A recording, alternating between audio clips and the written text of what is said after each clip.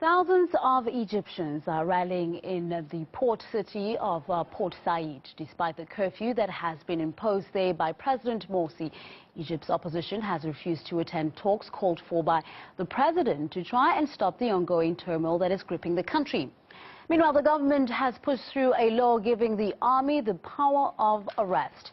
Now let's cross over live to Cairo and to our correspondent in Beltru for the latest updates. Belle, if you can hear me there, the curfews imposed by President Morsi, they don't seem to be working.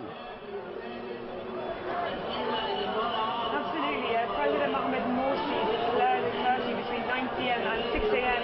in 3 cities that have seen the worst of the violence here in Egypt. Port Said, Suez and Ismailia. We've had reports now that thousands have been on the streets of Port Said and Suez defying the curfew to continue their protest against the president. At the beginning of these protests, speaking to eyewitnesses, they said that the army did allow them to continue these protests in Port Said. However, in the last hour, the clashes have broken out in Port Said with these protests being attacked by gunfire, although we haven't got confirmation about where that's coming from. But definitely these people are determined to be on the streets and will not leave the streets until they have the demands met. Belle, there seems to be quite a lot of noise where you are. Obviously, you're not too far from Tahrir Square. What is the situation right now in Cairo? Well, I'm actually standing just above Tahrir Square. Tahrir Square is behind me. There have been violent scenes here in the capital as well, and they continue at this moment. The clashes between anti-government protesters and security forces continue on the Corniche and have escalated in the last few hours. At first we had just tear gas, which was engulfing all of downtown, and now, as you can probably hear in the background, we've got quite a lot of bird-shot pellets. The protesters coming off the front lines with quite significant injuries that I personally witnessed. Earlier, protesters here commandeered a Central Security Forces truck from the police and drove it into Tahrir, and they burnt it, as well as reportedly detaining briefly a senior-ranking police officer. This has created great tension between the security forces and the protesters. It's not likely that this situation will end soon.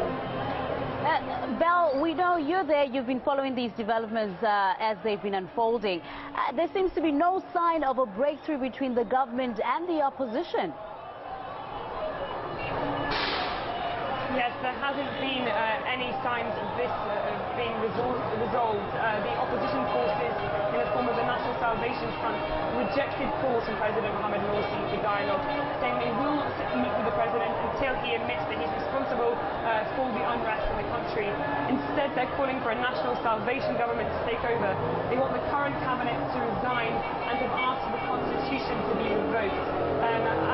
Also here in Egypt, we've just found out that there's a new law in place where army officers are allowed to arrest citizens. This has happened today, so it's going to be continued unrest as now army officers can arrest citizens and the police under emergency law. We expect further clashes and further arrests through the night.